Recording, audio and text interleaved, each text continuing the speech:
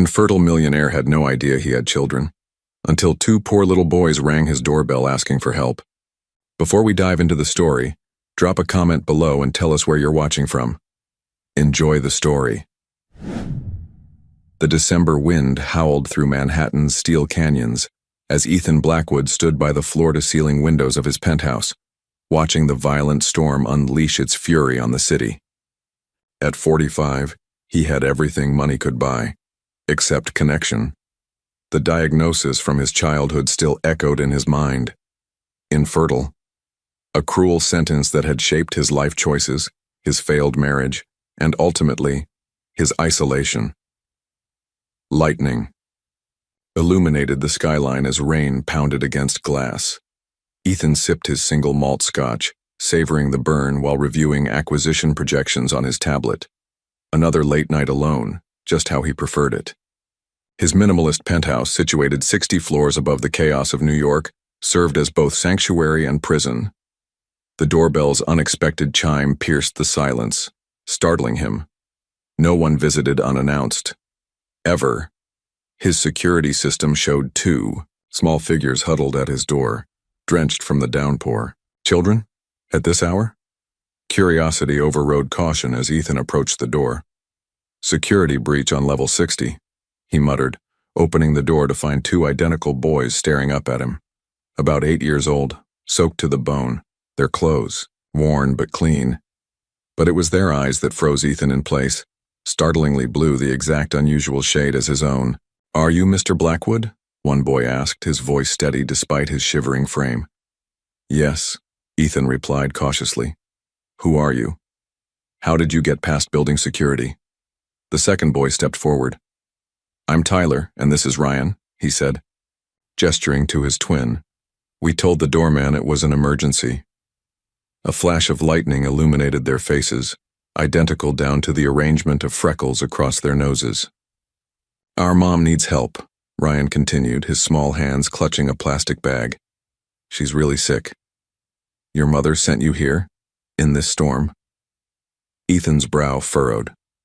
"Who is she?" Tyler shook his head. "She doesn't know we came. But we found this." Ryan carefully removed a photograph from the plastic bag, protected from the rain. With trembling fingers, he handed it to Ethan. The moment Ethan saw the image, his world tilted on its axis. A much younger version of himself, barely recognizable at 23, stood smiling awkwardly outside a fertility clinic where he'd donated sperm as a broke medical student, before discovering his own diagnosis had been incorrect. But after, he'd donated multiple samples. "Mom kept this," Tyler said quietly. "She told us our father was a medical student who helped people have babies when they couldn't. She said he had our eyes." Ethan's heart hammered against his ribs. It couldn't be possible. Yet the mathematical evidence stood before him. Twin boys, born approximately 9 months after his donation, with his distinctive eye color and facial structure. "She's dying," Ryan whispered, his small voice breaking. "And we didn't know what else to do." The implications crashed over Ethan like a tidal wave. These children, these boys with his eyes, were claiming to be his biological sons. Sons he never knew existed from a donation he'd made when he believed he could never have children of his own. "Please," Tyler pleaded, his composure finally cracking. "She needs a doctor. A good one." As another crash of thunder shook the building, Ethan made a decision that would forever alter the carefully controlled life he'd built. "Where is your mother?" The twins exchanged a glance of desperate hope, and in that moment something primal and unexpected stirred within Ethan Blackwood's chest, an instinct to protect these children who, against all odds, might be carrying his DNA. The journey to Jessica Parker's apartment felt surreal to Ethan. His driver navigated through the storm-lashed streets, while the twins sat silently in the back of his luxury SUV, leaving damp imprints on the leather seats. He observed them through the rearview mirror, their matching profiles, the way they communicated without words, how they simultaneously gazed out at the passing city lights with a mixture of worry and wonder.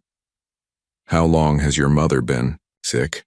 Ethan asked, breaking the tense silence. "Almost 2 years. Ryan answered. But it got really bad this month. Tyler nodded. The medicine cost too much. Mom couldn't work anymore at the library. As they traveled deeper into a neighborhood Ethan hadn't visited in decades, the gleaming skyscrapers gave way to weathered brick buildings. The contrast between his world and where these boys had been living grew starkly apparent. Apartment 3B, Tyler directed as they pulled up to a dilapidated 5-story walk-up. Ethan instructed his driver to wait, then followed the boys through a narrow entrance and up creaking stairs. The building smelled of old cooking oil and dampness. Yet when they reached the 3rd floor, he noticed something different. The hallway outside apartment 3B was immaculately clean. Ryan knocked in a specific pattern before using a key. Mom? We brought help. The apartment was small, tiny by Manhattan standards, but meticulously organized. Books lined every available wall space, and despite the obvious poverty, there was an atmosphere of care and intention. A makeshift bedroom had been created in what should have been the living room, and there, on a narrow bed surrounded by medicine bottles, lay a woman whose beauty remained evident despite her illness. Jessica Parker's eyes widened when she saw Ethan standing awkwardly behind her sons. She struggled to sit up, her thin frame swimming in a faded sweater. Ryan, Tyler, what have you done? Her voice was barely above a whisper, but carried undeniable strength. They found me, Ethan said simply, stepping forward. And it appears we have matters to discuss. Jessica looked at her sons with a mixture of dismay and pride before turning back to Ethan. I never meant for you to know. I never planned to find you. Yet here we are, Ethan replied, his analytical mind already cataloging her symptoms: the jaundiced skin, the weight loss, the specific arrangement of medications. Advanced cancer, poorly treated. Boys, go to your room, please, Jessica requested. When they hesitated, she added, just for a few minutes. Once the twins had reluctantly retreated to the small bedroom they shared, Jessica spoke directly. I used your donation from the Manhattan Fertility Center in 2002. I never knew your name until recently, when I started researching options for the boys. Her eyes, though tired, met his with dignity. I wasn't looking for money or obligation. I was just trying to understand who they might have in this world after I'm gone. Ethan stood rigidly, his mind racing through implications, possibilities, and the astronomical odds of this situation. You're in advanced stage liver cancer, he stated rather than asked. Jessica nodded. With metastasis to the lungs. You need proper medical care immediately. What I need is to ensure my sons will be safe when I'm gone, she countered. I've been trying to arrange foster placement that would keep them together, but I'm calling my medical team, Ethan interrupted, already pulling out his phone. We're transferring you to Mount Sinai immediately. Jessica started to protest, but a coughing fit overtook her. When it subsided, she looked at him with a mixture of resignation and relief. The boys will come with us for now, Ethan said decisively, though his internal voice screamed at the recklessness of this commitment. What did he know about caring for children? Yet something primitive and unexpected had awakened in him, a fierce protectiveness toward these boys who shared his rare eye color and, potentially, much more. Within 30 minutes, Ethan's influence had arranged an ambulance and direct admission to one of New York's premier hospitals. As medical personnel carefully transferred Jessica to a stretcher, the twins watched with the stoic expressions of children who had grown accustomed to crisis. You'll come too? Ryan asked Ethan, his small hand unconsciously reaching toward the man he'd just met. Ethan hesitated for only a moment before nodding. Yes, I'll be there. As they descended the stairs, Jessica weakly grasped Ethan's sleeve. They're good boys, she whispered. The best of me. And perhaps the best of you too. Though you never knew. Ethan felt torn between the urge to flee this unexpected responsibility and an inexplicable pull toward these children. His carefully structured life was unraveling by the minute, yet he couldn't bring himself to walk away. Not when those familiar blue eyes looked to him with such desperate hope. The ambulance doors closed on Jessica while the twins stood shivering on the sidewalk, suddenly looking much younger than their 8 years. Ethan placed a hesitant hand on each of their shoulders. "You'll come to my home tonight," he said, the words surprising even himself. "While the doctors help your mother." As his driver opened the car door, Ethan glanced back at the crumbling apartment building, then at the two small boys now in his care. In the space of 2 hours, everything he thought he knew about his life, his future, and his past had been irrevocably altered. Ethan's penthouse had never felt so chaotic.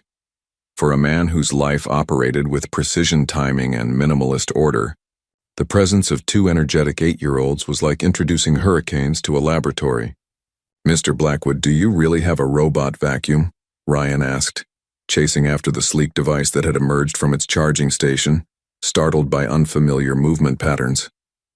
"It's autonomous," Ethan replied absently, speaking into his phone, while simultaneously trying to process the hospital's update on Jessica's condition. "And please don't touch the—" A crash from the kitchen interrupted him.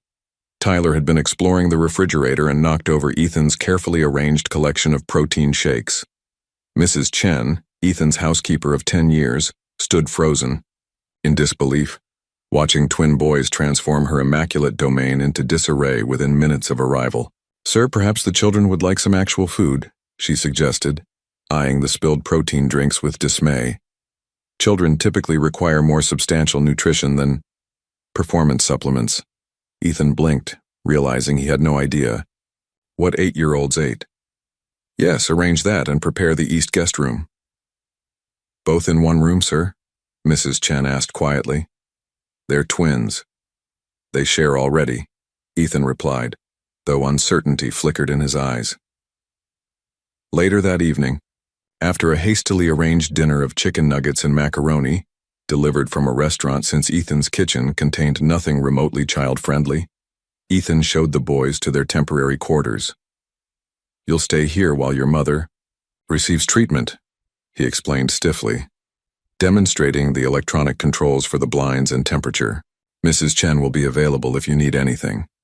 The boys stood silently, taking in the vast, sterile guest room with its king-sized bed and minimalist decor. Their small backpacks, hurriedly packed before leaving their apartment, looked pitifully inadequate against the luxurious backdrop. "Can we visit Mom tomorrow?"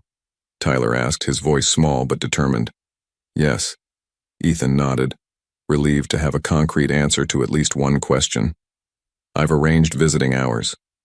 Ryan approached the floor-to-ceiling windows, pressing his face against the glass to view the glittering city 60 floors below.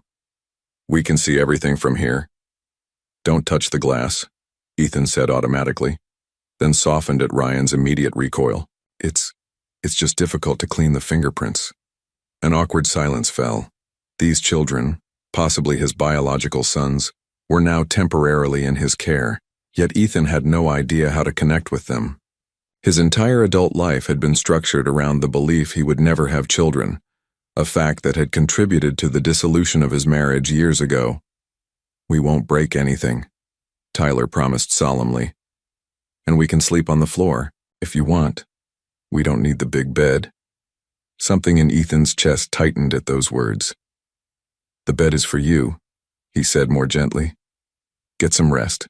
Tomorrow we'll figure things out tomorrow." As he turned to leave, he noticed neither boy unpacked their backpacks, leaving them neatly zipped beside the door, ready for a quick departure. The implication was clear. They didn't expect to stay.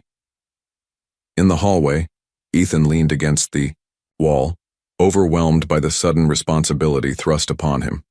His phone buzzed with hospital updates, board members' concerns, and his assistant's increasingly urgent questions about his schedule disruptions.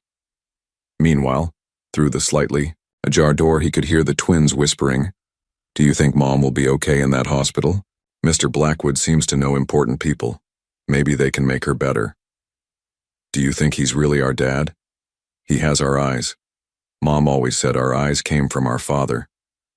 Ethan walked quietly back to his office, the weight of those innocent speculations heavy on his shoulders. His structured world was crumbling, yet beneath the anxiety stirred something unexpected. Curiosity about these boys who might be a part of him he never knew existed. "I said breakfast is at 7, Ethan stated, finding the twins already raiding his kitchen at 5:15 a.m. Tyler stood on a chair reaching for cereal boxes while Ryan attempted to operate the complex coffee machine. "We always make breakfast," Ryan explained, pressing buttons randomly. Mom needed to rest in the mornings. Ethan quickly moved to rescue his $5,000 espresso system. "This isn't—" He stopped himself, noticing their defensive postures. These weren't employees missing a deadline or board members challenging his authority. These were children who had been caring for their sick mother. "Your mother is receiving excellent care," Ethan said, softening his tone. "The doctors are optimistic about stabilizing her condition."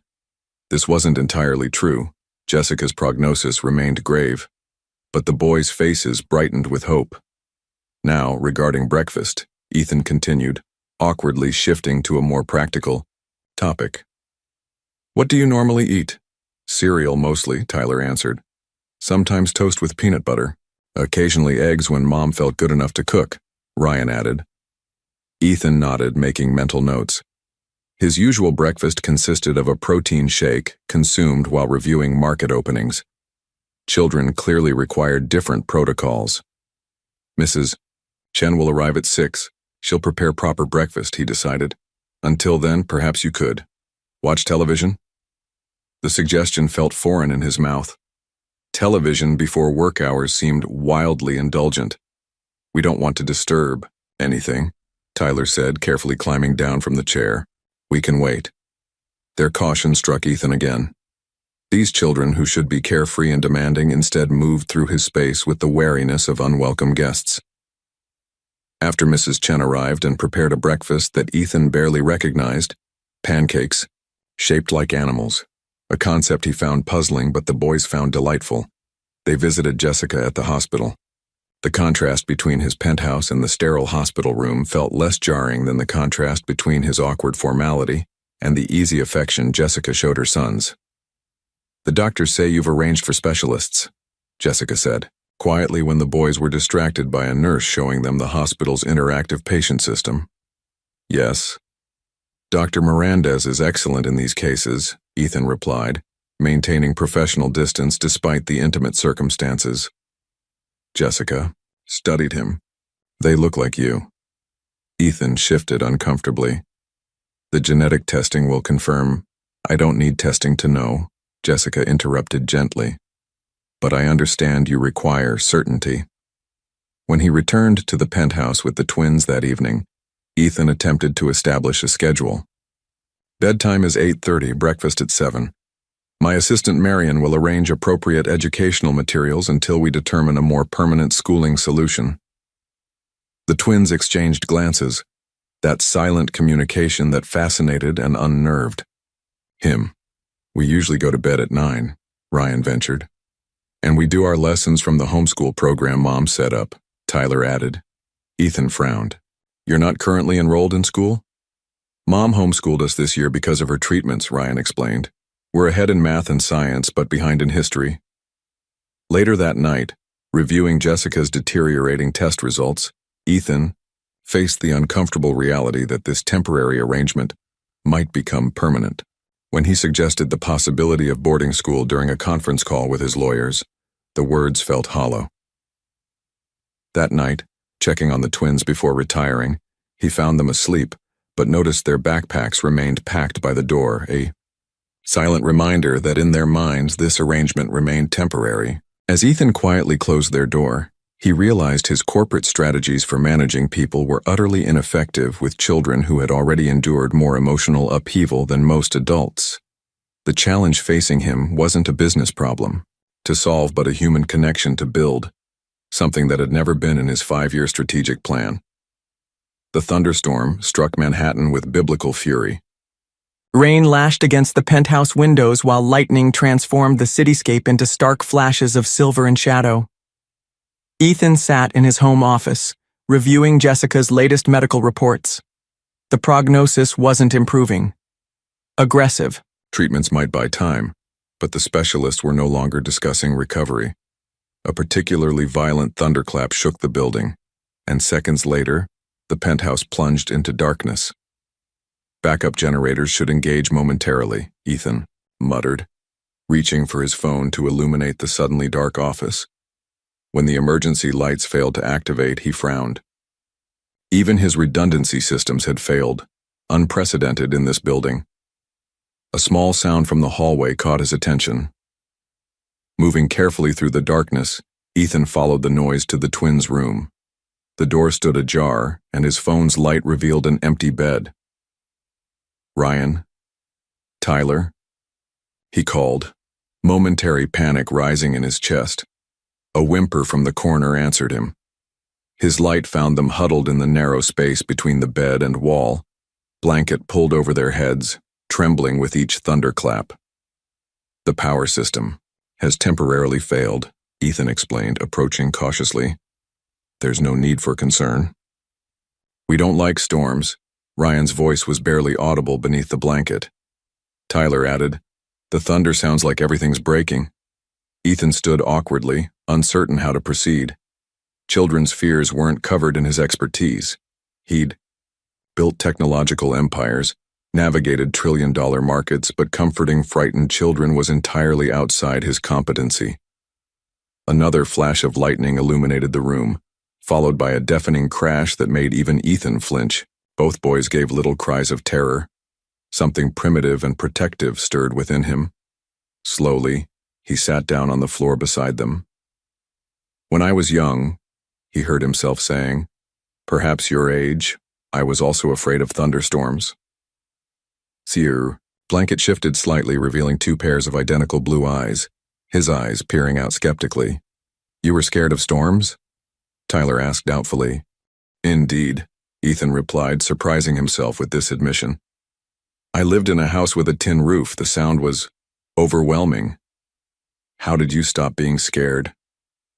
Ryan's question hung in the darkness. Ethan considered a moment. "My grandfather taught me to count the seconds between lightning and thunder. Each second represents approximately 1/5 of a mile in distance." As if on cue, lightning flashed. Ethan began counting steadily. 1, 2, 3. Thunder followed on 4, and he nodded. "The storm is less than a mile away, but moving past us." The next flash came, and to his surprise, two small voices joined his count. When the thunder growled at 6, Tyler whispered, "It's getting farther away." "Precisely," Ethan confirmed. "We're simply calculating the storm's trajectory." For the next 20 minutes, they counted together after each lightning flash, tracking the storm's steady retreat. Gradually, the boys emerged from under the blanket, their scientific curiosity overcoming fear. 17 seconds, Ryan announced after the final distant rumble. "That's more than 3 miles away." "Correct." Ethan nodded, oddly pleased by the calculation. When the emergency lights finally flickered on, Ethan found himself sitting cross-legged on the floor with an 8-year-old on either side, all three still counting in unison. Something had shifted. A small bridge formed over the vast gap between their worlds. The next morning, Ethan observed the twins during their homeschool lessons. He noticed Tyler's remarkable ability to solve complex mathematical equations while Ryan demonstrated exceptional spatial reasoning through intricate drawings. For the first time, he saw them not as a shared problem, but as distinct individuals with unique talents. Talents that, perhaps not coincidentally, mirrored aspects of himself. That night, for the first time since their arrival, the twins unpacked a few items from their backpacks before bed. "Mr. Blackwood, I've cleared your afternoon schedule as requested," Marion announced, barely concealing her surprise. In 15 years as Ethan's executive assistant, she'd never seen him voluntarily reschedule the quarterly projections meeting. "Thank you, Marion. I have an appointment at Westridge Academy at 3. Ethan straightened his tie, feeling oddly nervous. "It's a parent-teacher conference." Marion's professionally neutral expression slipped briefly. "Of course, sir. The car will be ready." She hesitated, then added, "The blue tie might be more appropriate. It's less intimidating." 30 minutes later, Ethan stood in Westridge Academy's oak-paneled admissions office, feeling wildly out of place among colorful educational posters and child-sized furniture. The twins sat quietly in the waiting area, wearing new school uniforms that Ethan's personal shopper had procured overnight. Mr. Blackwood, we're delighted you could join us. Headmistress Winters greeted him, though I must admit your application was unusual. Mid-semester transfers typically require more extensive preparation. The circumstances are exceptional, Ethan replied, his tone making it clear that details would not be forthcoming. The headmistress nodded tactfully. We've reviewed the boys' preliminary assessments. Their academic fundamentals are remarkably strong, though there are some gaps in their formal education. Their mother homeschooled them recently, Ethan explained, careful to preserve Jessica's dignity. She was quite thorough with mathematics and reading.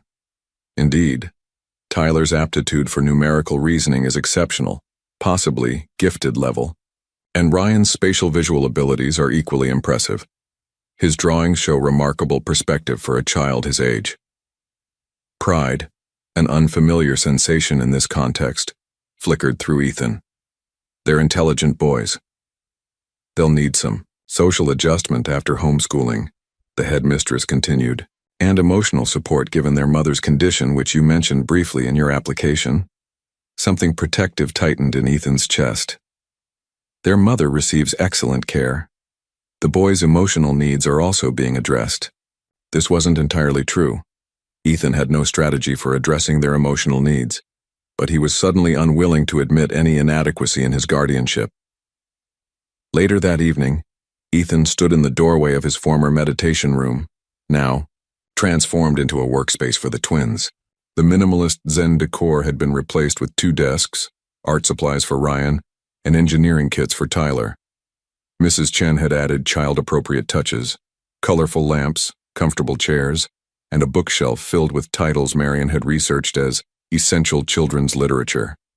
"This is for us?" Ryan asked, eyes wide at the array of quality art materials. "You mentioned enjoying drawing," Ethan replied awkwardly. "The supplies should be adequate." Tyler approached the engineering desk cautiously. "Is this a real microscope?" "Digital. 300 times magnification," Ethan confirmed. "There's also a robotics kit. I thought it might interest you." The boys exchanged their silent look, that twin communication Ethan could never decipher. "Thank you," they said in unison, still clearly overwhelmed. That night, after their homework was complete, Ethan surprised himself by joining them for dinner rather than eating at his desk. Mrs. Chen had prepared a proper family meal, the concept still foreign to him, and he found himself listening to the twins' descriptions of their first day at Westridge. "Ms. Abernathy said my math is 9th grade level," Tyler reported proudly. "But my handwriting needs work. My art teacher wants me to join the spring exhibition," Ryan added, a hint of excitement breaking through his usual reserve. "She said, my perspective technique is advanced." Ethan nodded, uncertain how to respond to these achievements. In business, he would offer precise feedback and improvement strategies. With children, the protocols seemed different.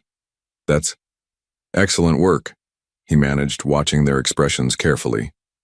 Their small smiles in response suggested his answer, though awkward, had been acceptable. Later, as Ethan reviewed hospital invoices for Jessica's treatment, he realized the twins had begun referring to the penthouse as home, rather than the glass castle, their initial wide-eyed description. A small shift, but significant. In his calendar, the quarterly projections meeting now appeared less critical than the reminder. 9th birthday, cake, presents, Marion to research appropriate options. "Mr. Blackwood, I've cleared your afternoon. Schedule as requested," Marion announced, barely concealing her surprise. In 15 years as Ethan's executive assistant, she'd never seen him voluntarily reschedule the quarterly projections meeting. "Thank you, Marion. I have an appointment at Westridge Academy at 3. Ethan straightened his tie, feeling oddly nervous. "It's a parent-teacher conference." Marion's professionally neutral expression slipped briefly. "Of course, sir. The car will be ready." She hesitated, then added, "The blue tie might be more appropriate. It's less intimidating." 30 minutes later, Ethan stood in Westridge Academy's oak-paneled admissions office, feeling wildly out of place among colorful educational posters and child-sized furniture. The twins sat quietly in the waiting area, wearing new school uniforms that Ethan's personal shopper had procured overnight. "Mr. Blackwood, we're delighted you could join us," Headmistress Winters greeted him. "Though I must admit, your application was unusual. Mid-semester transfers typically require more extensive preparation." "The circumstances are exceptional," Ethan replied, his tone making it clear that details would not be forthcoming. The headmistress nodded tactfully. "We've reviewed the boys' preliminary assessments. Their academic fundamentals are remarkably strong, though there are some gaps in their formal education. Their mother homeschooled them recently," Ethan explained, careful to preserve Jessica's dignity. "She was quite thorough with mathematics and reading. Indeed, Tyler's aptitude for numerical reasoning is exceptional, possibly gifted level, and Ryan's spatial visual abilities are equally impressive. His drawings show remarkable perspective for a child his age." Pride, an unfamiliar sensation in this context, flickered through Ethan. "They're intelligent boys.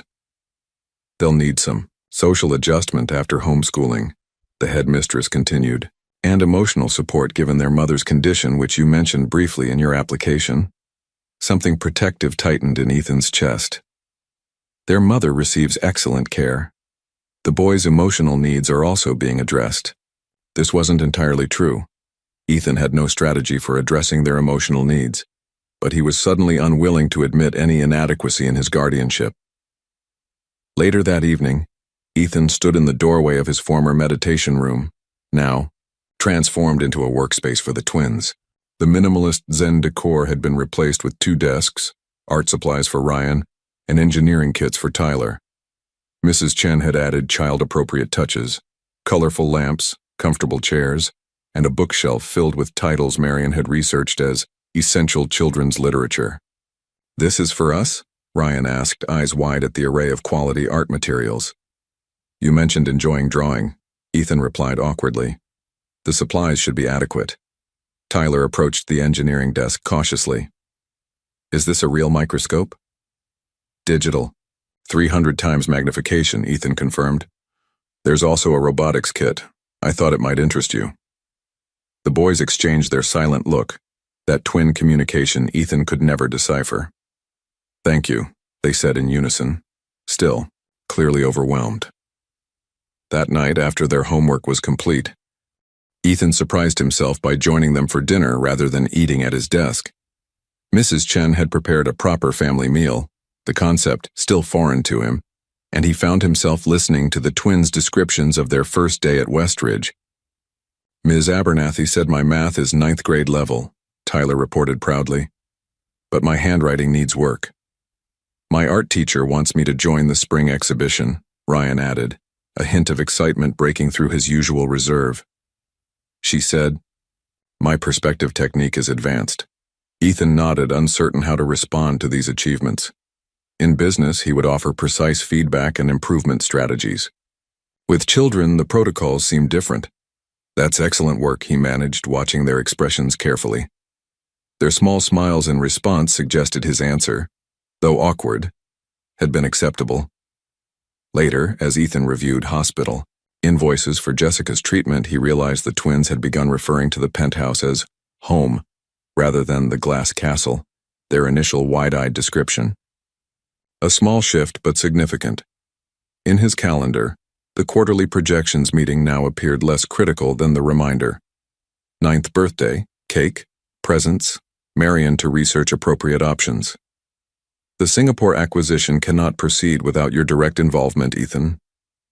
Charles Westfield, CFO and Ethan's longest-standing board member, leaned forward across the conference table. "You've missed 3 critical meetings this month."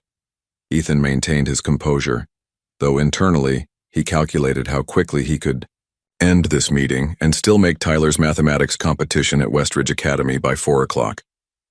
"The preliminary framework is sufficient. Harrison can manage the details," Ethan replied, referring to his recently appointed Director of Operations, a position created specifically to handle responsibilities Ethan previously would never have delegated. Murmurs circulated among the board members. Judith Parsons, sharp-eyed and sharper-tongued, spoke next. There are concerns, Ethan. You've been distracted, unavailable. The market has noticed. Black Tech's stock is up 17% this quarter, Ethan countered smoothly. Despite your recent absence, not because of it, Charles retorted. And there are rumors. Ethan's phone vibrated. Marion's message read, Tyler's competition starts in 45 minutes. Driver ready. My schedule requires I conclude this meeting, Ethan stated, standing abruptly. Harrison has complete authority to finalize the Singapore parameters within the established guidelines.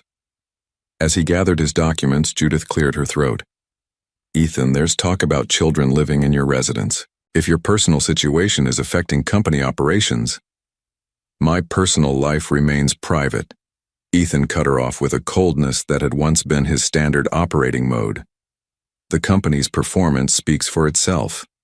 The tension followed him into the elevator, where he quickly exchanged his formal jacket for a more casual blazer that Marion had thoughtfully left with the driver. Appearance at a children's school event apparently required different protocols than board meetings. He arrived at Westridge Academy with 7 minutes to spare, slipping into the auditorium, where parents clutched programs and smartphones with equal fervor. Ethan felt conspicuously out of place, a sensation he'd experienced more frequently since the twins' arrival 9 weeks ago. Tyler spotted him from the competitors section, his small face lighting up with surprise and relief. Ethan nodded in acknowledgement, something warm and unfamiliar spreading in his chest at the boy's reaction to his presence. The competition proceeded with surprising intensity for an elementary school event. Tyler advanced through each round, his mathematical prowess evident even to the other parents, who whispered among themselves while glancing in Ethan's direction. That's Ethan Blackwood's son, he overheard. I didn't know he had children. Apparently very recent. My husband works at Black Tech, says Blackwood's been restructuring his entire schedule around these mystery kids. Adopted? They look just like him, though. Ethan ignored the speculation, focusing instead on Tyler's confident handling of complex equations. When the final scores were tallied and Tyler placed second, Ethan felt an irrational surge of pride that had nothing to do with winning. As they walked toward the car, Tyler clutching his silver medal, the boy asked hesitantly, Are you disappointed I didn't get first place? The question stopped Ethan mid-stride. Why would you think that? Tyler shrugged, studying his shoes. You're always the best at everything. Your company is always first. Ethan considered his response carefully. In business, second place rarely has value, he admitted. But this, your achievement, is extraordinary. You competed against students 2 grades above you. Tyler's smile was tentative but genuine. When they returned to the penthouse, Ryan was waiting with Mrs. Chen. His disappointment was palpable. Did you see my art exhibition? It started at 3. The realization hit Ethan like a physical blow. 2 events, 2 boys, 2 places he couldn't be simultaneously. The simplest of parental dilemmas, yet he'd failed to anticipate it. For once, Ethan Blackwood found himself without a strategic response. That evening, his phone rang with a name he hadn't seen in years. Victoria. His ex-wife's timing had always been impeccable and problematic. Ethan, darling, her voice purred through the speaker. I hear you've been keeping secrets. Twin boys, how absolutely fascinating. Victoria's sudden reappearance in his life triggered old defense mechanisms. Ethan retreated to familiar territory. Work. The Singapore acquisition demanded attention. The board required reassurance. Market analysts needed statements. All reasonable excuses to insulate himself from the emotional complexities that had invaded his carefully structured life. For 3 days, Ethan barricaded himself in his home office, emerging only for brief, formal interactions with the twins. Mrs. Chen managed their daily routine while Marion coordinated their school schedules. It was efficient, logical, emotionally safe. On the 4th evening, Ethan's phone lit up with the hospital's number. Mr. Blackwood, Jessica Parker is asking for you, the nurse informed him. Her condition has deteriorated significantly. The oncologist recommends you come as soon as possible. The hospital corridor felt endless as Ethan approached Jessica's room. The twins had visited her that afternoon with Mrs. Chen, a routine he'd established, then gradually stopped participating in personally. Jessica lay propped against pillows, her once vibrant presence diminished to fragile translucence. Yet her eyes, so similar to her son's, remained sharp and perceptive. "You're avoiding them," she stated without preamble, her voice barely above a whisper. Ethan shifted uncomfortably, unused to such direct emotional confrontation. "I've had pressing business matters. They think they've done something wrong." Jessica's words cut through his defenses. After Ryan's art exhibition, Tyler told him it was his fault you missed it, that if he hadn't asked you to his math competition, you might have gone to Ryan's instead. Shame, an emotion Ethan rarely experienced, washed over him. "I wasn't aware of the scheduling conflict until it was too late. That's not why I asked you here." Jessica's breathing was labored between sentences. "The treatment isn't working as we'd hoped. I need to know what happens to my boys when I'm gone." The stark reality of her deterioration struck Ethan anew. Despite the best medical care money could buy, Jessica was dying, and the twins, possibly his biological sons, would be orphaned. "The DNA results," he began. "Don't insult both of us," Jessica interrupted with surprising strength. "Look at them, Ethan, they're yours, but biology isn't what matters now. What matters is whether you're willing to be their father, not just their financial provider." Her words exposed the truth he'd been avoiding. He'd been handling the twins like a business problem rather than a relationship, providing resources, but withholding himself. Back at the penthouse later that night, unable to sleep, Ethan found himself drawn to the twins' room. The door stood slightly ajar and he peered in, expecting to find them asleep. Instead, he discovered an empty bed. Alarm surged through him until he noticed light spilling from their closet. Approaching quietly, he heard whispers. "We should pack. Warm clothes, it gets cold at night. Do you think we can find our old apartment building? Maybe Mrs. Gonzalez in 2A would let us stay until they find us a foster home." Ethan's heart constricted as he realized what was happening.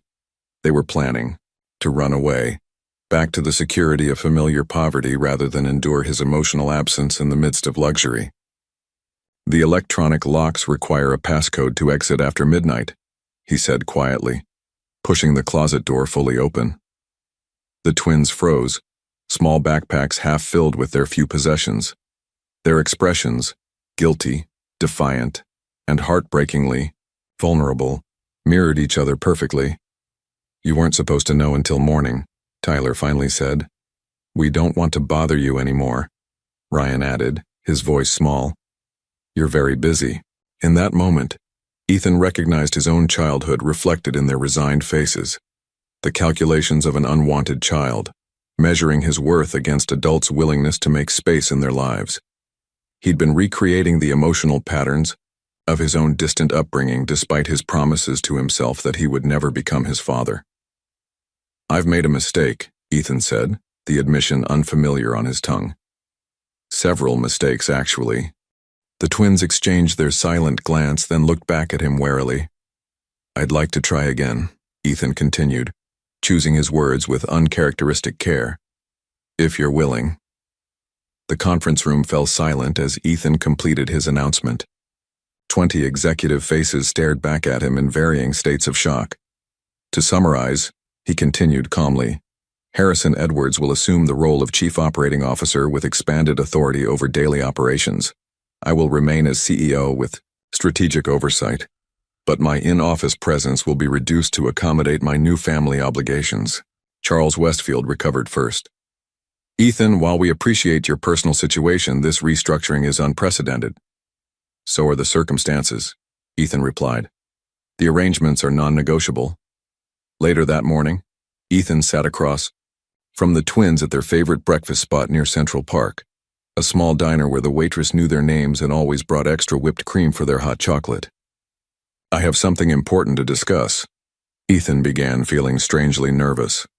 The twins looked up expectantly, their identical blue eyes, his eyes, watching with the wariness that still sometimes appeared despite his recent efforts. "I've rearranged my work schedule," he explained. Starting today, I'll take you to school each morning and I'll be home by 4:30 every afternoon. The twins exchanged their silent communication glance. What about your important meetings? Tyler asked cautiously. They've been rescheduled or delegated, Ethan replied. Your school activities and homework time take priority now. Ryan studied him skeptically. For how long? The question revealed the depth of their uncertainty, their expectation that his attention was temporary, conditional. Permanently, Ethan stated firmly. I've made a commitment to you both, to our family. The word felt foreign on his tongue. He'd never used it in reference to himself before. But the twins' expression suggested it was the right one. That evening, after visiting Jessica at the hospital, Ethan helped the boys create memory books. Beautiful, leather-bound journals Marion had found that could hold photographs, drawings, and written memories of their life with their mother. Mom used to read us 3 books every night, even when she was really tired, Ryan shared, carefully pasting a photo of Jessica in his journal. She made up special voices for all the characters, Tyler added, even the scary ones. Ethan listened, asking questions, learning about the woman who had raised his sons with such care despite her limited resources. He'd been so caught up in the biological confirmation, the DNA tests that had indeed verified his paternity, that he'd nearly missed the more important truth. Jessica had given these boys a foundation of love that all his wealth couldn't have provided. Over the following weeks, Ethan created structure without rigidity. Breakfast together became sacred time.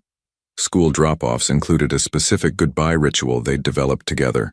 Afternoons balanced homework with activities that nurtured their individual interests.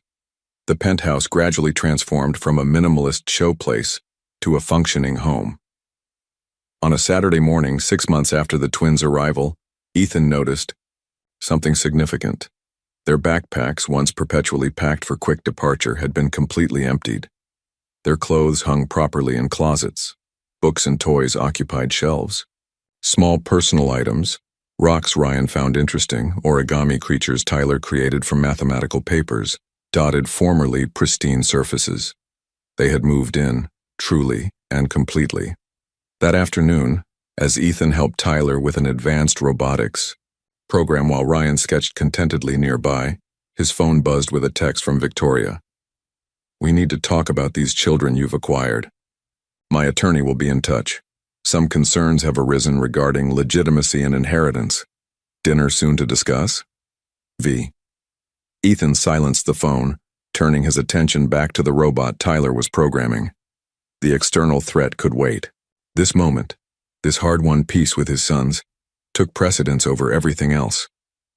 For the first time in his adult life, Ethan Blackwood had rearranged his priorities around people rather than profit, and found himself strangely content with the trade. Dad, watch this, Tyler called out, his robot navigating the obstacle course they'd constructed across the living room floor. The small machine beeped triumphantly as it reached the finish line without a single collision. Ethan looked up from his tablet, momentarily startled by the casual use of Dad, a recent development that still caught him off guard but warmed something deep in his chest.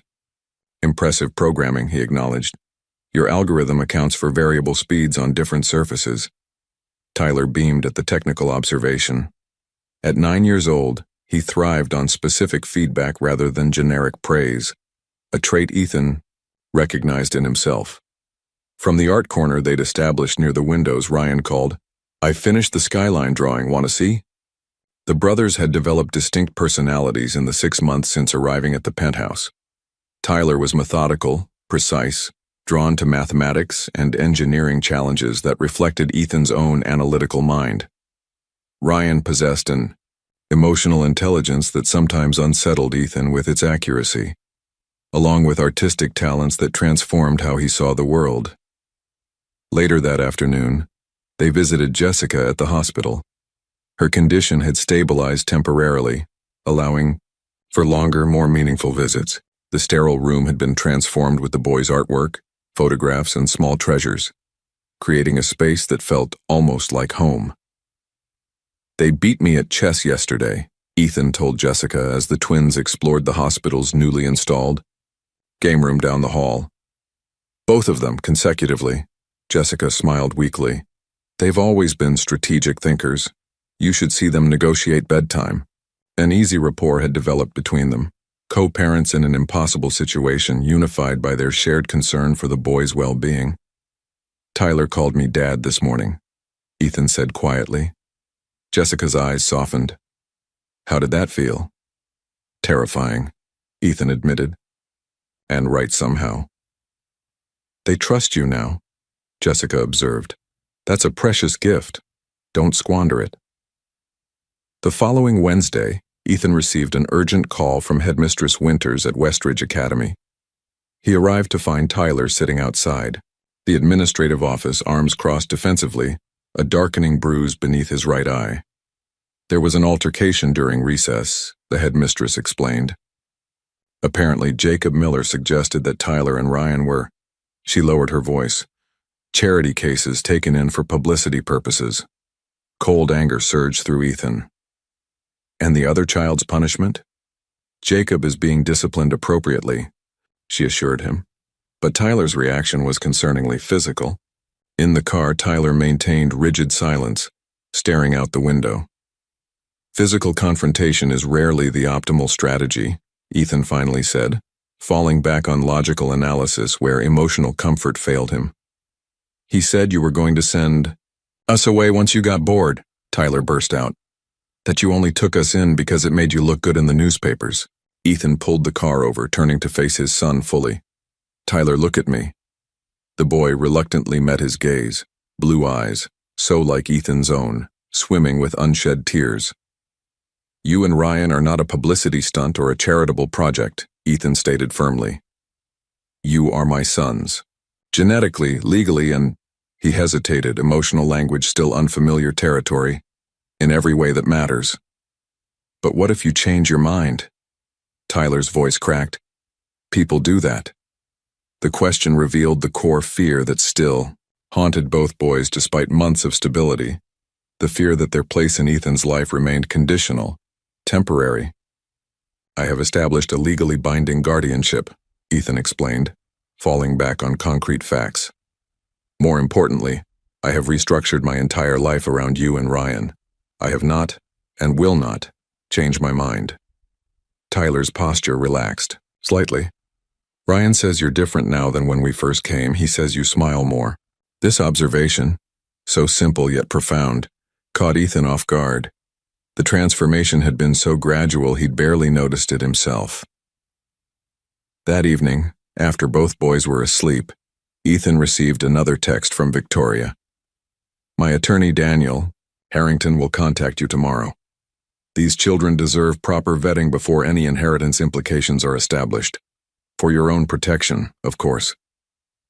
The implied threat was clear, but for the first time in their long history, Victoria's manipulation seemed trivial compared to the trust reflected in Tyler's words. Dad, watch this. Chapter 11. The threat emerges. Ethan, darling, you look positively domestic, Victoria drawled, her Louboutins clicking precisely against the marble as she strode uninvited into his penthouse. Behind her followed a silver-haired man carrying a leather portfolio, his expression professionally neutral. Victoria.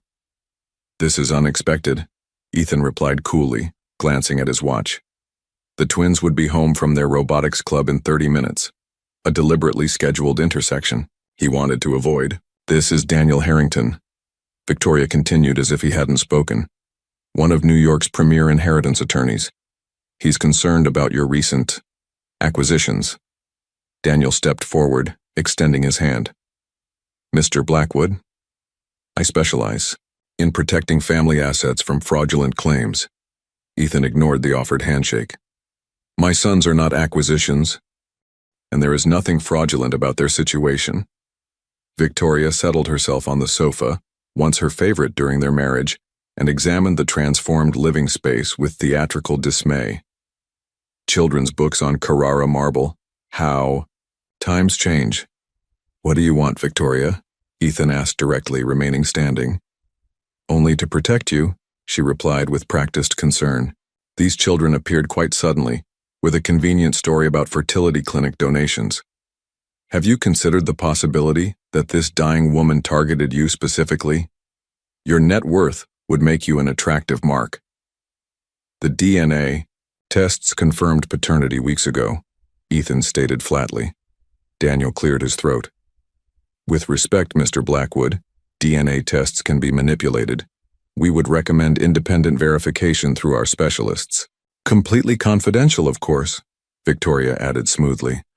We wouldn't want the press speculating about your sudden foray into fatherhood. Something in her tone triggered Ethan's instincts. You've been investigating Jessica. Victoria's slight smile confirmed his suspicion. Simply preliminary due diligence. Her employment history at the library checks out, though her financial situation was more complex than one might expect. Several large withdrawals before her diagnosis. Interesting timing. The insinuation hung in the air, calculated to plant seeds of doubt. Before Ethan could respond, the elevator chimed, announcing an arrival. Mrs. Chen appeared, her normally impassive face showing unusual concern. Mr. Blackwood, the hospital called. Ms. Parker has taken a turn. The boys are already on their way there with Marion. Ethan moved immediately toward the door, all thoughts of Victoria forgotten. We'll continue this discussion later, Daniel called after him. This situation has significant implications for your estate planning. At the hospital, Ethan found the twins in the family waiting area, their faces pale with fear. Marion sat between them, her usual professional demeanor softened by genuine concern. The doctors are with her now, Marion explained quietly. Her oxygen levels dropped suddenly. Ryan looked up at Ethan, his artistic sensitivity making him particularly vulnerable to emotional currents. Is Mom going to die today? The direct question struck Ethan like a physical blow.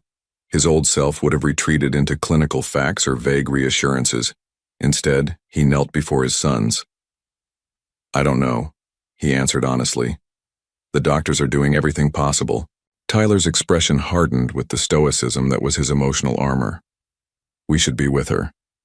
Yes, Ethan agreed, as soon as the doctors say it's all right. 3 hours later, Jessica had been stabilized, but the crisis had accelerated. Her decline.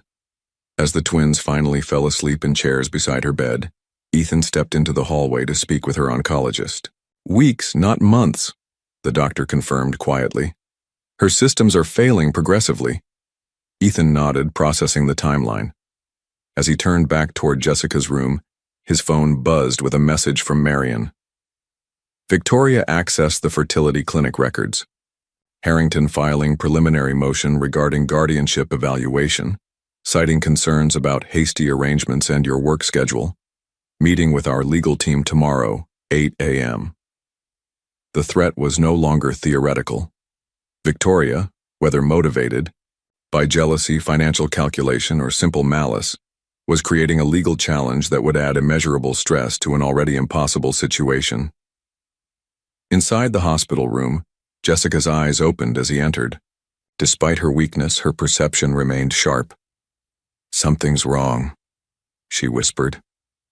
Ethan hesitated, unwilling to burden her with Victoria's manipulations.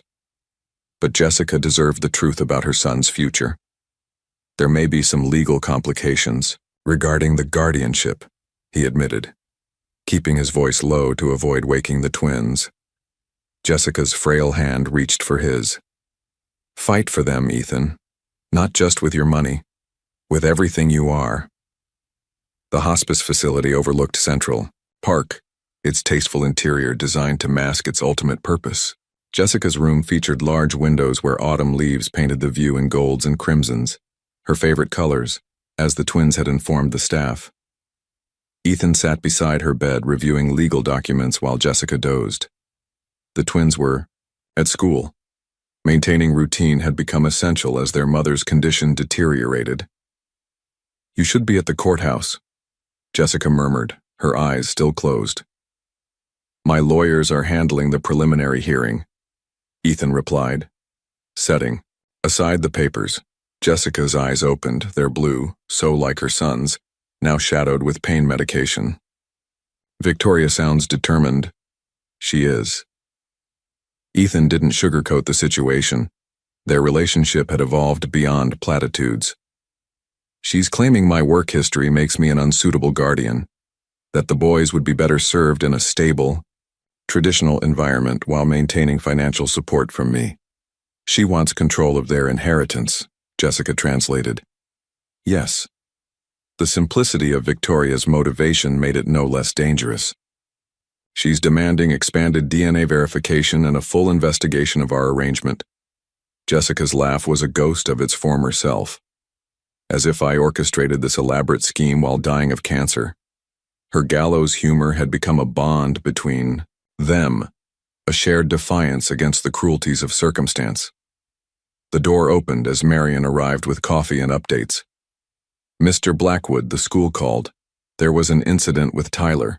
Ethan tensed. Is he hurt? No, but he struck another student who was apparently discussing the newspaper article. The New York Times piece had appeared that morning. Tech billionaire in custody battle over secret twin heirs. Victoria's legal challenge had leaked to the press, complete with insinuations about Jessica's motives and Ethan's fitness as a parent. I'll handle it, Ethan said, already reaching for his coat. Jessica caught his wrist. Bring them here afterward. They need to see me, while I'm still myself. At Westridge Academy, Ethan found Tyler in the headmistress's office, sullen and defiant. He said Mom tricked you for your money, Tyler stated flatly when they were alone. That will be sent away when she dies. The raw fear beneath the anger tore at Ethan's heart. Tyler, look at me, he said firmly. That will never happen. The newspaper said there's a court case. A legal formality, Ethan explained, choosing his words carefully. Nothing that will change our family. Tyler studied him, searching for deception. Ryan's not eating lunch anymore. He thinks we should save food in case we have to run away. The revelation struck Ethan like a physical blow. Despite all his efforts, their security remained fragile. Fear of abandonment lurking just beneath the surface. That evening, after visiting Jessica, Ethan found Ryan in his room scrutinizing the New York Times article that one of the hospice nurses had carelessly left visible. It says your ex-wife thinks you're not good at being a dad, Ryan said without preamble. Ethan sat beside him on the bed. Victoria doesn't know me anymore. Or you. Will a judge take us away from you? No, Ethan stated with a certainty he wasn't entirely sure he could guarantee. Our family stays together. But what if… Ryan, Ethan interrupted gently. Do you remember when you first came here? How your backpacks stayed packed by the door for weeks? Ryan nodded. You were afraid to believe this was permanent, Ethan continued. But now your drawings are on the refrigerator, your books fill the shelves, and this morning you argued with Tyler over whose turn it was to feed the fish in our aquarium. This is our home, Ryan acknowledged quietly. Yes. And nothing, no legal challenge, no newspaper article, changes that fact. Later that night, Ethan found the twins huddled together in Tyler's bed, whispering intensely. They froze when they spotted him in the doorway. We're not running away, Tyler said quickly. We were just making a plan, just in case. The persistent fear behind those words crystallized something in Ethan. Tomorrow he would face Victoria and her lawyer in court, but tonight he needed to give his sons something stronger than legal reassurances. Move over, he said, surprising them all by sitting on the edge of the bed. Let me tell you about the first day you arrived on my doorstep and how you changed everything. Jessica Parker died peacefully on a Thursday morning, her sons and Ethan at her bedside. She'd used her final moments of lucidity to give each boy a private message, then squeezed Ethan's hand and whispered, "They're worth everything." The funeral was small but beautiful, arranged by Ethan with input from the twins. Ryan had insisted on yellow roses, his mother's favorite, while Tyler had selected music from her cherished vinyl collection. At 10 years old, they conducted themselves with a dignity that moved even the hospice staff to tears. As the service concluded, Victoria approached, her black designer dress immaculate, her expression a practiced mask of sympathy. Daniel Harrington flanked her, carrying a manila envelope. Not now, Ethan warned quietly. The court doesn't pause for sentiment, darling, Victoria murmured, extending the envelope. We have a hearing scheduled for Monday. Ryan's artist's eye caught the exchange. Who's that lady? He whispered to Ethan. No one important, Ethan replied, turning away from Victoria to focus on his sons. Monday arrived with grim inevitability. Ethan had prepared the twins as best he could, explaining that they would stay with Marion during the hearing, emphasizing that this legal procedure was merely a formality, just grown-ups talking to a judge about paperwork. He'd simplified, not wanting to burden them with the full stakes of the proceeding. Judge Eleanor Michaels studied the documents before her with methodical thoroughness, while Victoria's attorney presented their case. Mr. Blackwood's lifestyle is fundamentally incompatible with parenthood, Harrington argued smoothly. His company requires extensive travel. His work schedule historically extends well into the evening hours. The hasty nature of this guardianship arrangement raises serious concerns about proper vetting and the children's emotional stability. Ethan's attorney countered with evidence of the comprehensive changes implemented over the past 9 months. The COO appointment, the restructured schedule, the boys' academic progress and psychological evaluations showing healthy adjustment, despite their mother's illness. Furthermore, she continued, we have documentation of Ms. Taylor's inquiries into the children's potential inheritance and trust arrangements before initiating these proceedings. Victoria's expression remained impassive, though her manicured nails dug visibly into her palm. Judge Michaels removed her reading glasses. I'd like to speak with the children. Ethan's heart hammered against his ribs. He'd hoped to shield the twins from direct involvement. Ryan and Tyler entered the chambers minutes later, their matching navy suits, purchased for their mother's funeral, lending them a solemn appearance beyond their years. They sat side by side, shoulders touching for mutual support. I understand this has been a very difficult time for you. The judge began gently. I'm sorry about your mother. The twins nodded in unison, but remained silent. I need to ask you some questions about living with Mr. Blackwood, she continued. There's no right or wrong answer, I just want to know how you feel. Tyler, ever the protector, spoke first. He's our dad. The DNA test proved it, but that's not why he's our dad.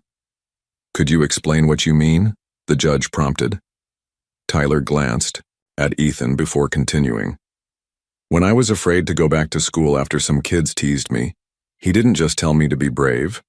He came to my classroom and talked to everyone about how sometimes smart people get bullied by people who don't understand them. Then he showed everyone cool technology and explained how math builds everything important. Ryan added softly, when I couldn't sleep after Mom went to the hospice, he sat with me every night and helped me draw pictures of happy memories with her. He never told me to stop crying. The judge nodded thoughtfully. And before you came to live with Mr. Blackwood, did you know him? No, Ryan answered, but Mom kept his picture. She said our eyes came from him. He's teaching us chess, Tyler volunteered, and he comes to all our school things now, even when he has important meetings. Even when both of us have different events on the same day, Ryan emphasized, he figured out how to be at both. Ethan felt something tighten in his chest at this simple acknowledgement of his most important parental lesson, being present. Victoria shifted impatiently. Your Honor, children this age can be easily influenced. Ms. Taylor, Judge Michaels interrupted sharply, you'll have your opportunity to speak. She turned back to the twins. One last question. If you could choose where to live, where would that be? The twins answered in perfect unison. With our dad. As they left the chambers, Ryan paused by Victoria's chair. With the startling perception that made his artwork so compelling, he studied her face. You're sad, he observed quietly. But not about us. Victoria's practiced composure slipped for just a moment, revealing something wounded beneath her polished exterior. Chapter 14. Resolution. The court hereby grants permanent guardianship to Ethan Blackwood, with a direct path to formal adoption pending standard follow-up evaluations. Judge Michaels's voice rang clear in the courtroom as she signed the final order. Additionally, the court recognizes the genetic verification confirming Mr. Blackwood's biological paternity of Ryan and Tyler Parker. Ethan maintained his composure, though relief coursed through him like a physical current. 9 months of uncertainty solidified into legal reality with the stroke of a pen. Victoria sat rigidly beside her attorney, her expression unreadable. The judge continued, her tone noticeably cooler. Regarding Ms. Taylor's petition, this court finds concerning evidence of ulterior financial motives. The documentation submitted showing Ms. Taylor's inquiries into the children's potential inheritance status prior to raising guardianship concerns suggests improper intent. Daniel Harrington shifted uncomfortably as Judge Michaels added, "The Bar Association will receive a copy of these proceedings for review of potentially unethical legal strategy." Outside the courthouse, Marion waited with the twins, who immediately rushed to Ethan when they spotted him. Their anxious expressions transformed to joy when he nodded, confirming the outcome without words. "It's official," he told them, allowing himself a rare public display of emotion as he drew them into an embrace. "We are legally a family." Ryan's arms tightened around his waist. "Forever?" "Forever," Ethan confirmed. That evening, as the three celebrated with a dinner of the twins' choosing, pizza with everything on it, a culinary adventure Ethan would have found inconceivable a year ago, his phone buzzed with a message from Victoria. "Congratulations. You've won as usual. Perhaps they'll fare better with you than I did." The cryptic message hinted at depths to Victoria's motivations beyond simple financial calculation, wounds from their failed marriage that had never properly healed. For the first time, Ethan felt something approaching compassion for his ex-wife, though it didn't excuse her actions. 2 weeks later, Ethan convened his executive team for an announcement. Harrison Edwards, now comfortably established as COO, nodded, with approval as Ethan outlined his plans. "The Jessica Parker Foundation will launch next quarter," Ethan explained. "Its mission is to provide comprehensive support to single parents facing terminal illness, ensuring their children maintain stability, education, and appropriate care during and after medical crisis." Marion distributed detailed proposals as Ethan continued. "Initial funding will be $50 million with annual contributions tied to Black Tech's performance. We'll partner with Mount Sinai's Oncology Department and New York City's Social Services to identify families in need." Charles Westfield, once his harshest critic regarding the twins, studied the proposal thoughtfully. "This is unexpectedly comprehensive, Ethan, and the focus on maintaining educational continuity for affected children is particularly strong." That aspect was developed with significant input from Tyler and Ryan, Ethan acknowledged. Their experience informed much of the foundation's structure. Later that month, the foundation's inaugural fundraising gala transformed Black Tech's corporate headquarters. The twins, dressed in their first custom suits, Tyler had insisted on navy, Ryan had chosen charcoal gray, stood proudly alongside Ethan as he addressed the gathered philanthropists and business leaders. "1 year ago, my understanding of success was defined exclusively by market position and technological innovation," Ethan began. "Today I measure success differently, through the resilience of 2 extraordinary young men who, despite losing their mother to cancer, continue to approach life with courage and compassion." The twins exchanged their silent glance. That twin communication that Ethan had come to recognize if not fully understand. "I'd like to introduce Ryan and Tyler Blackwood," Ethan continued, using their new legal surname officially for the first time. "The inspiration behind everything we're building here tonight." Tyler stepped forward first, his natural confidence evident as he explained the foundation's educational support systems. Ryan followed, describing the art therapy programs designed to help children process grief, programs he'd helped develop based on his own experience. As the evening concluded, Judith Parsons, once Ethan's most skeptical board member, approached him. "I didn't think you capable of this kind of humanity," she admitted. "Your sons are remarkable young men." "They are," Ethan agreed, watching as the twins charmed potential donors with their intelligence and earnestness. Though I can take little credit for that. Their mother raised them with extraordinary values despite difficult circumstances. But they have your analytical minds, Judith observed. And now, perhaps, your capacity to change the world, just in a different way than you originally imagined. That night, as Ethan tucked the exhausted boys into bed, a ritual he'd initially found awkward but now cherished, Ryan asked sleepily, "Do you think Mom saw us tonight?" The question would once have flummoxed the logical, literal-minded Ethan of a year ago. Now he simply said, "Yes, I believe she did." 3 years passed with the swift inevitability of childhood. What had once been strange, parent-teacher conferences, soccer games, science fair projects, had become the cherished rhythms of Ethan Blackwood's life. At 49, he'd restructured not just his schedule, but his entire conception of success. The penthouse, once a monument to minimalist isolation, had long since been sold. In its place stood a brownstone with a small backyard where prototype robots navigated obstacle courses and artistic installations caught the changing light through the seasons. "Dad, the Newton Academy acceptance letters came." Tyler's voice echoed through the house as Ethan reviewed quarterly reports for the Jessica Parker Foundation, which now supported over 200 families nationwide.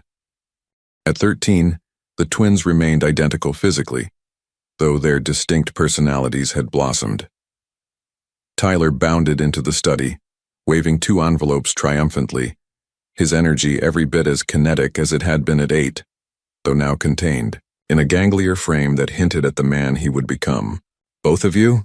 Ethan asked, already knowing the answer. The prestigious Science Academy had been thoroughly impressed during the twins' interviews, particularly by Tyler's advanced robotics project that had won national recognition. Ryan got into their specialized arts program, Tyler confirmed. "We'll be on the same campus but different tracks." Ryan appeared in the doorway, his expression more measured but equally pleased. "The director said my portfolio showed unusual emotional depth for someone my age," he reported with characteristic precision. At 13, he'd already developed a distinctive artistic voice. His work featured in student exhibitions that attracted genuine critical attention. "This calls for celebration," Ethan declared, setting aside his work without hesitation, a shift in priorities that still occasionally surprised his business associates, but had become second nature to him. Later that evening, as they finished dinner at the twins' favorite restaurant, Ethan presented them with small wrapped packages. "What's this for?" Ryan asked. "Our birthday isn't for 2 months." "These are heritage gifts," Ethan explained. "I thought 13 was an appropriate age." The twins unwrapped identical vintage pocket watches, their silver cases engraved with their initials. "These belong to my grandfather," Ethan continued. "The man who taught me to count between lightning and thunder." The brothers exchanged their silent glance. That twin communication that remained as mysterious to Ethan as it had on the first day they appeared at his door. "There's something else," Ethan added, sliding a document across the table. "The Jessica Parker Scholarship has been officially endowed at Columbia University's School of Arts. It will provide full funding annually to children raised by single parents." Ryan's eyes, so like his mother's, filled with tears. She would have loved that. She never got to finish her master's degree, Tyler remembered. She always wanted to go back to school someday. "The first recipient has already been selected," Ethan told them.